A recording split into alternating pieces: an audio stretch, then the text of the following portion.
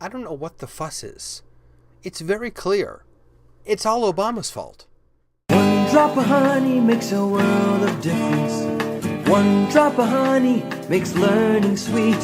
Add one drop of honey to Talmud Torah, and you've got a team that can't be beat. All starts with the children. At least that's what they tell us. Every problem we have, everything that's wrong in our country and in our world, it's Obama's fault. You know, I could address lots of different areas that we blame Obama for that probably have nothing to do with Obama. And by the way, we could change the name Obama to be George Bush or any other president. For some reason, actually I can tell you the reasons, to win political points, we decide to take all of the tsuras in our lives, all of the horrible things that are going on in our world, and dump them on the person that we don't want in office. It's not really logical. It's a political tactic. The problem is that it's also terribly misleading. So I wanted to share with you today just one little tidbit of information that has been assigned to President Obama that is an absolute and complete mistake. It's political rhetoric. It's fear-mongering. And it's about Israel. Herman Cain and lots of other presidential nominees, and the common wisdom in the news is for some reason that President Obama is anti-Israel, that he has weakened our connection with Israel. Well, instead of me trying to convince you that that's not true, I'll let a few other people do so. Like Secretary Gates, who said on March 24th, 2011, just this past March, he said, President Obama is the 8th American president I've worked for, and I don't believe that the security relationship between the United States and Israel has ever been stronger than it is right now. Or tell you what, maybe American politicians or American leaders aren't the people we should be listening to. Maybe we should be hearing about this relationship and whether it's strengthened or weakened from the Israelis. So how about if we listen to Ehud Barak, who spoke to Fox News' Greta Van Susteren on August 3rd, 2011, this month.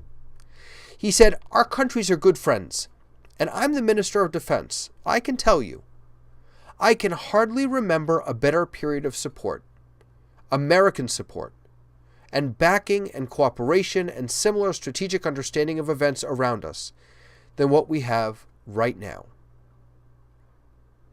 That's the Defense Minister of Israel this month. How about the President, Shimon Peres, who said on June 30th of 2011, thank you, America, for what you are to us. We thank you for standing up for what is right and just and fair. Thank you for defending freedom, safeguarding liberty, searching for peace, protecting democracy, advancing our shared values. Thank you, America, for being our friend and our ally. And thank you, President Barack Obama, for your leadership, for your deep and moving, ongoing and unwavering commitment to the peace and security of our land. And the Prime Minister of Israel, Benjamin Netanyahu. The United States has provided invaluable diplomatic, moral, and military support. Diplomatic support in our quest for a negotiated peace, which is the only way to achieve it. A peace grounded in security, but grounded also in mutual compromises that can only be achieved in face-to-face negotiations. America is very, very clear on this point, and I think President Obama has spoken eloquently about this. Military support. We just had a successful deployment of the Iron Dome system, and we've intercepted 7 missiles that were fired over the skies of Beersheba and Ashkelon, and this was made possible by generous American military support, funding that was approved by the Obama administration. Also from June 30th of this year, Prime Minister Benjamin Netanyahu.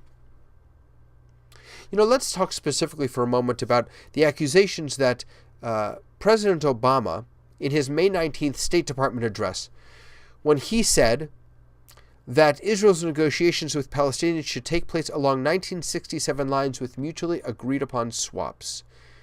Mutually agreed swaps. Those were the words of President Obama, for which he was vilified. He wants to take us back to the 1967 borders, of which there are none. He wants Israel to be in an indefensible place. Here's what's so interesting about that statement that President Obama said. That Israeli Prime Minister Benjamin Netanyahu conditionally offered this month, August, to negotiate with the Palestinians using the pre-1967 borders as a framework. Let me just say that again. The Israeli Prime Minister, Benjamin Netanyahu, said the same thing as President Obama this month, that we should negotiate conditionally with the Palestinians using the pre-1967 borders as a framework. Why is no one crying out that the Israeli Prime Minister is anti-Israel? Why is nobody crying out that the Israeli Prime Minister wants to return us to supposedly indefensible borders? Obama's statement was remarkable in many ways. Here's one. President George Bush, in 2005, said essentially the same exact thing while he was standing next to President Mahmoud Abbas in the Rose Garden. Secretary of State Hillary Rodham Clinton reiterated the same formula in 2009. And Netanyahu, last November, Netanyahu even issued a joint statement with Clinton using the exact phrase, 1967 lines with mutually agreed upon swaps, last November. Friends, this language has been the basis of our negotiations, the common understanding for the past 12 years in bipartisan negotiations. This is not all the fault of President Obama. He is not against Israel. He is not undermining Israel's security. In fact, he's one of the best friends that Israel has ever had. There is a lot to complain about. There is a lot to criticize in President Obama. But it's not all his fault. Let's get our facts right. Let's hold him accountable for mistakes that he makes. Let's hold ourselves accountable to understand what those mistakes are and what isn't his fault. Until next time, Lehitraot. And you got a team